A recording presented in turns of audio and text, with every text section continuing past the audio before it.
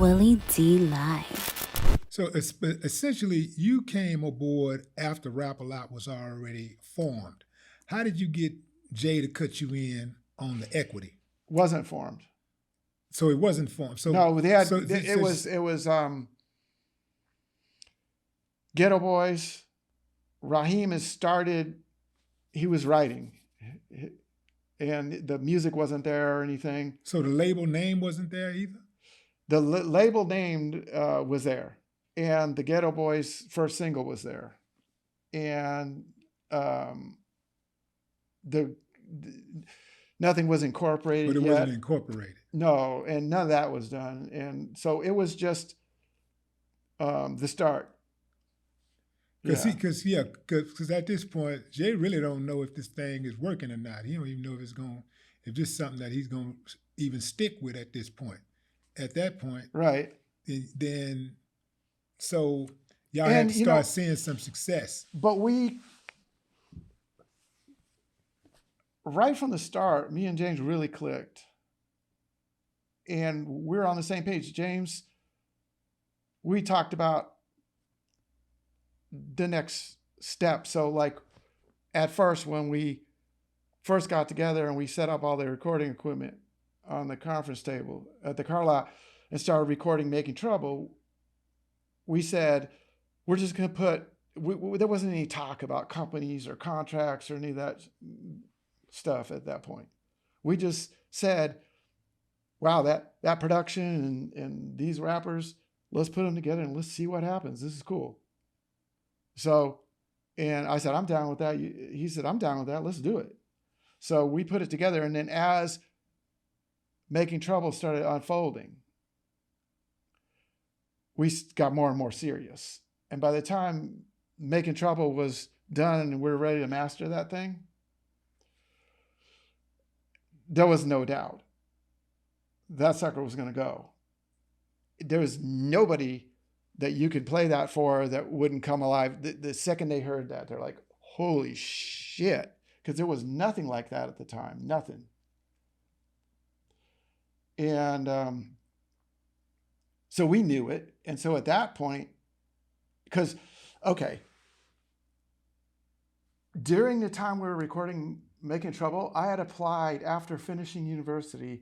I had applied to several different companies, and I got accepted at AT&T Bell Labs. And I don't know if most people don't know what that is, but that's like the most prestigious research job that they invented, like the transistor, and they invented all sorts of stuff. And they do all the DARPA research that the Unix operating system, the phone system, all that came from Bell Labs. And so I was waiting on my security clearances because you have to have really, really high security clearance to do the kind of work that I applied for. And so it takes about 2 or 3 months for the security clearance to go through. So while I was waiting, and I'd called my parents all excited, I put in for Bell Labs and everything. So while the security clearance was going through, that's when we recorded, because I was on hold waiting for that. That's when we recorded Making Trouble. Mm-hmm. So after Making Trouble was mastered and we got to hear I said, James, we need to talk. Okay. Because I've applied to this, and my security clearance is about to go through. Okay. But I really feel strongly about this.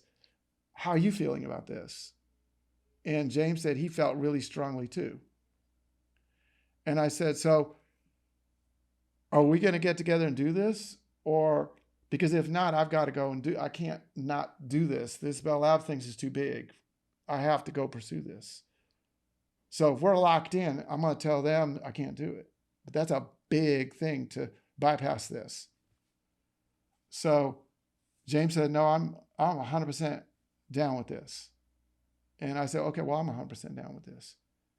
And then we worked out the basis for the corporation and that kind of stuff. Just, it took a long time to get all the legalities set later, but I mean, we had the agreement between us though.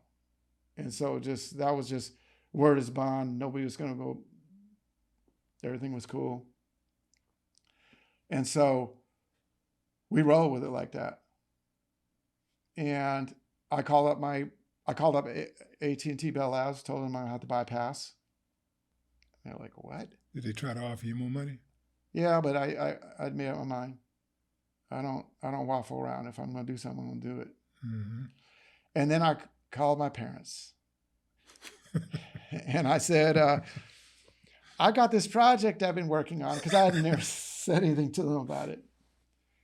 And it's having to do with rap music. And and my dad, he said, you're turning down AT&T Bell Labs because you're going to produce some rap music? I said, yeah, that's pretty much the size of it. He said, you need to seek professional help. Click. And he was mad. Did you ever doubt yourself after he said that? No. You knew you were onto something. No. Anybody that heard that thing knew.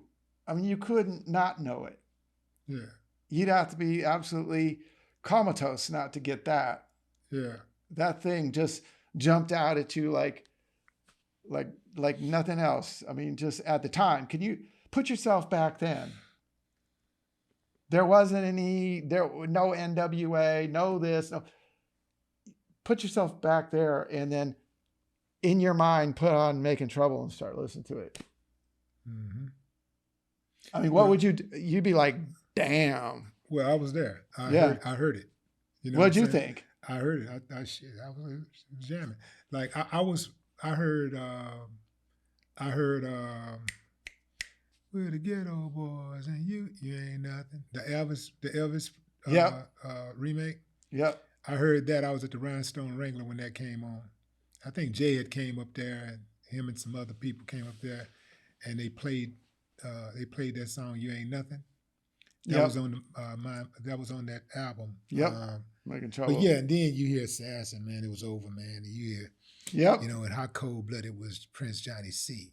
Good Lord, man, this dude, Prince Johnny C. Yep. Have you spoken to Prince Johnny C. at all? Yeah, I talked to him. You talked to him? Yeah, I talked a couple of weeks ago. Oh yeah, man, I would love to have a conversation with Prince Johnny C. Man, you got to give me his number. All right. Yeah. Yeah. Prince Johnny C. Man, what's he doing? He had I think he's still got it. He's backing down because he's going, we're getting older. But he's starting to think about retirement, or is in some process of it. And so he's cutting his hours. But he's got a roofing company in Newark. Yeah. All over that whole area. He's been done real well with this roofing company. I don't know. I could see Prince Johnny C. owning a roofing company. Like, hey, cut the check up front. I need my money. Johnny. Yeah. Johnny C. was always serious, very, very family oriented. Very family oriented, and still married. Still same woman. Yeah, yeah. I'm not surprised. She's doing good. I'm not surprised. Got kids, everything. Yeah, man. Salute. Kids doing good. Yeah. Yeah. Yeah. And how's your kids doing? Oh, they're doing good. Yeah. Got grandkids too. Wow. I know. Who got kids? Ray got 4 kids, and Brandy got 3 kids. Yeah, it is. That's right. You did tell me.